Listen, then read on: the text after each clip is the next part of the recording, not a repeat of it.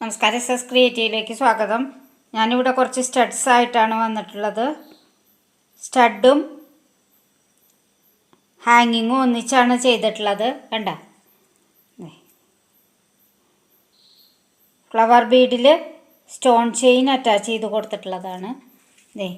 ഇത് സ്റ്റഡ് മാത്രമായിട്ട് ചെയ്തിട്ടുള്ളതാണ്. ഇത് സിംഗിൾ ലെയർ ഹാങ്ങിങ് ആയിട്ട് കൊടുത്തിട്ടുള്ളതാണ്. ഇത് കുറച്ചും കൂടി വലിയ ഹാങ്ങിങ് ആവശ്യമുള്ളവർക്ക് കൊടുക്കാം. ഇത് സ്റ്റഡിൻ്റെ ബേസിലാണ് ചെയ്തിട്ടുള്ളത്, ഹാങ്ങിങ് വെച്ച് ചെയ്തിട്ടുള്ളതാണ്.